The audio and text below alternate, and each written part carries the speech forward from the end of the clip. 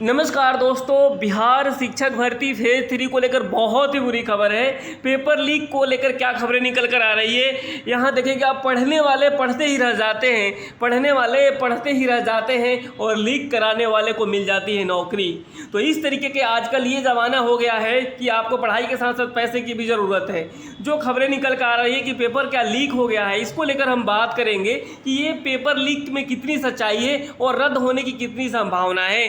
पूरी जानकारी आपको इस वीडियो में देने की कोशिश करेंगे। तो आइए वीडियो को स्टार्ट करते हैं। आप देखेंगे सुबह से ही और कल शाम से ही जो खबरें निकल कर आने लगी थी कि बीपीएससी शिक्षक भर्ती जो है परीक्षा से पहले सॉल्वर गैंग का खुलासा, बिहार के 300 कैंडिडेटों से जो झारखंड में से सॉल्व कराए जा रहे थे। तो इस तरीके की खबरें निकल कर आ रही थी कल से ही।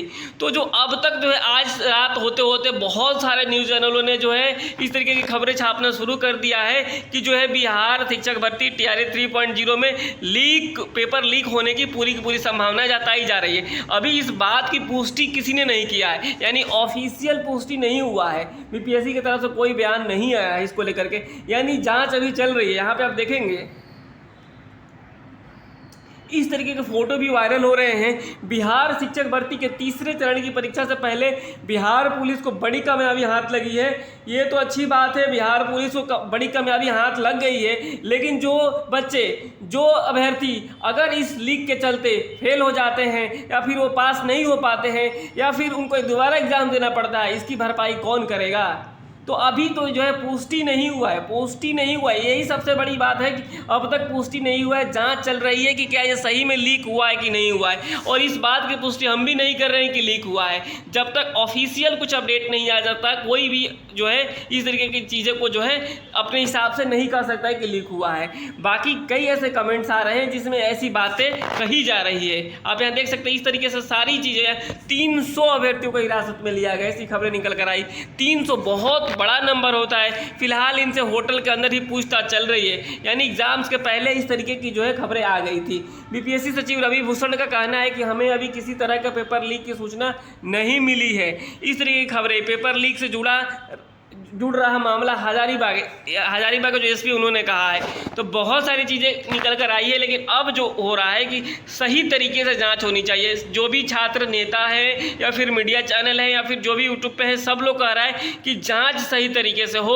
अगर लीक है तो जो है पेपर को रद्द किया जाए। अगर लीक नहीं है तो अच्छी बात है, 2-3 दिनों में सारी चीज़ें स्पष्ट हो जाएगी। आपने देखा कि जो यूपी पुलिस का एग्ज़ाम इस तरीके से हुआ और जो काफ़ी आंदोलन के बाद से उसको रद्द करना पड़ा, क्योंकि उसमें समय दिया गया था कि आप लोग आइए और जो डॉक्यूमेंट सबमिट कीजिए अगर आपको ऐसा लग रहा है कि लीक हुआ है तो इस तरीके की सारी चीज़ें आजकल के हो रही है कि कहीं कुछ भी हो जा रहा है, कहीं लीक हो जा रहा है।